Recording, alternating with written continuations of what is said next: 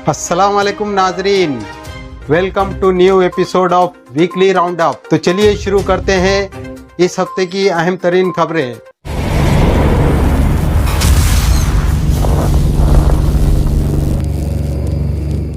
कर्नाटका की मुस्लिम स्टूडेंट ने हासिल किए 16 गोल्ड मेडल।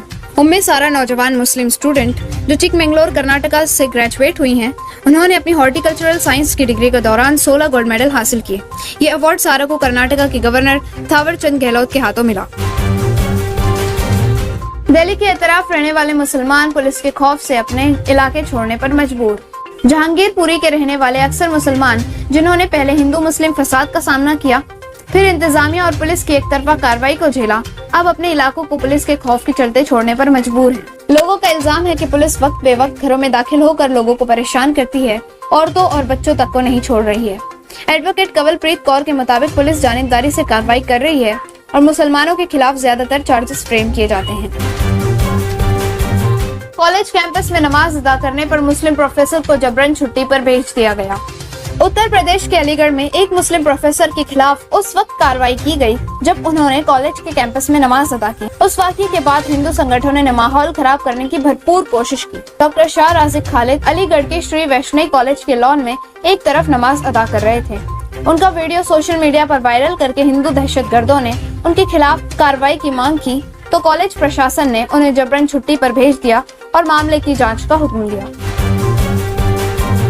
मैंगलोर यूनिवर्सिटी ने हिंदू स्टूडेंट के प्रोटेस्ट के बाद हिजाब पर लगाई पाबंदी। कर्नाटका की मैंगलोर यूनिवर्सिटी में क्लासरूम के अंदर हिजाब पर पाबंदी लगाने का फैसला किया है। इस तरह का फैसला यूनिवर्सिटी के हिंदू स्टूडेंट्स ने मुस्लिम स्टूडेंट के हिजाब पहनने के खिलाफ प्रोटेस्ट करने के बाद सामने आया है। कर्नाटका के हिंदुत्ववादी सीएम बसवराज बोम्मई ने स्टूडेंट से अपील की है कि वो अपना फोकस सिर्फ पढ़ाई पर रखें। उनके लिए इज्जत और फंडामेंटल राइट्स इंपॉर्टेंट नहीं होने चाहिए, जबकि मुस्लिम स्टूडेंट का मानना है कि यूनिवर्सिटी हिंदुत्ववादी संगठनों के प्रेशर में ऐसा कर रही है।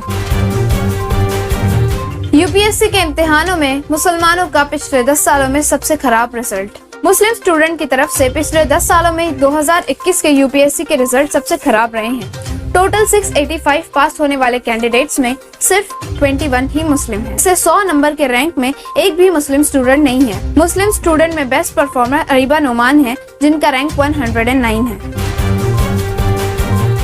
कर्नाटका के मुस्लिम इलाकों में भीड़ के जरिए हमला किया गया। 1 महीने बाद भी अब तक कोई गिरफ्तार नहीं। 6 मई को कर्नाटका के शिवमोगा में 2 मुस्लिम नौजवानों के जरिए हिंदूवादी लीडर की कार पर हमला हुआ था। मुकामी लोगों के मुताबिक उस कार ने 2 मुस्लिम नौजवानों की बाइक को टक्कर मारी थी।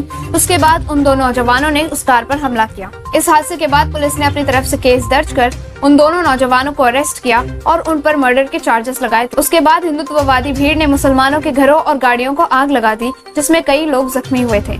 हिंदूवादी गैंग यही नहीं रुकी। 3 दिन बाद हिंदुत्ववादी गैंग जिन्होंने चेहरों पर मास्क लगा रखे थे, दूसरे मुस्लिम इलाकों पर भी हमलावर हुए। इस वाकये के बाद मुसलमानों ने पुलिस में एफआईआर दर्ज करवाई, मगर पुलिस ने अब तक किसी की गिरफ्तारी नहीं की। उत्तर प्रदेश से लेकर कर्नाटक तक सिंगर्स और डांसर इस्लाम के खिलाफ नफरत बढ़ाने में मदद कर रहे हैं। तुम इंसान नहीं कसाई हो, हिंदू मुस्लिम भाईचारा बंद करो।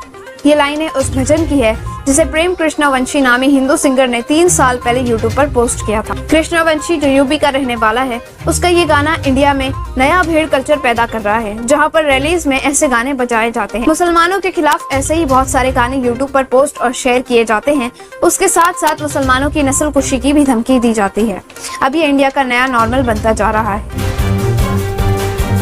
नुपुर शर्मा और नवीन जिंदल के खिलाफ मुसलमानों का एहतजाज, पुलिस ने की एफआईआर। मुल्क के अलग अलग हिस्सों में बीजेपी के लीडर और स्पोक्स पर्सन नुपुर शर्मा और नवीन जिंदल के खिलाफ मुसलमान एहतजाज कर नुपुर शर्मा और नवीन जिंदल की गिरफ्तारी की मांग कर रहे हैं। आपको बता दें कि नुपुर शर्मा ने एक प्राइम टाइम टीवी डिबेट में अल्लाह के रसूल सल्लल्लाहु अलैहि वसल्लम की शान में गुस्ताखी की, जबकि नवीन जिंदल अपने बयानों के जरिए से इस्लाम दुश्मनी का जहर समाज में फैलाता रहता है। महाराष्ट्र में रजा अकेडमी और ऑल इंडिया इमाम्स काउंसिल की तरफ से पुलिस में एफआईआर दर्ज करवाई गई है, जबकि तेलंगाना में सांसद ओवैसी ने पुलिस में एफआईआर दर्ज करवाई। मध्य प्रदेश के खरगोन में हिंदू मुस्लिम फसाद के बाद गिरफ्तार किए गए नाबालिग मुस्लिम लड़कों के साथ मारपीट। 10 अप्रैल को रामनवमी के मौके पर मध्य प्रदेश के खरगोन में होने वाले हिंदू मुस्लिम फसाद के बाद 72 केस में 200 लोगों को पुलिस ने गिरफ्तार किया। गिरफ्तार होने वाले ज्यादातर मुसलमान हैं और उनमें 12 बच्चे भी शामिल हैं, जिनको गिरफ्तारी के बाद चिल्ड्रंस रूम में भेजा गया था। 30 दिनों की हिरासत के बाद जब वो रिहा हुए तो लड़कों ने इंतजामिया पर इल्जाम लगाया कि उनके साथ मारपीट करने, उन्हें परेशान करने और खाने पीने की तकलीफें दी जाती थी। उत्तराखंड सरकार ने यूनिफॉर्म सिविल कोड को लागू करने के लिए पैनल का गठन किया तो मुसलमानों ने सरकार के इस कदम के खिलाफ सख्त एतराज जताए। उत्तराखंड की बीजेपी सरकार, जिसने इलेक्शन के दौरान यूनिफॉर्म सिविल कोड को लागू करने का वादा किया था, अब राज्य में सुप्रीम कोर्ट के रिटायर्ड जज की अध्यक्षता में 5 मेंबर का एक पैनल बनाया है। यूनिफॉर्म सिविल कोड एक कंट्रोवर्शियल बिल है जो भारत के दस्तूर की रूह के खिलाफ है। इस बिल के लागू होने से न सिर्फ मुसलमान बल्कि दूसरे धर्म जातियों को भी अंदेशा है कि उनके रिलीजियस प्रैक्टिसेस की आज़ादी खत्म हो जाएगी। जमीयतुल उलमाए हिंद ने यूसीसी के खिलाफ रेजोल्यूशन पास करके कहा है कि इस बिल का विरोध संसद से लेकर सड़कों तक किया जाएगा। खबरों के इस सफर में बस इतना ही। हम आइंदा आपसे फिर मुलाकात करेंगे, तब तक के लिए अल्लाह हाफिज।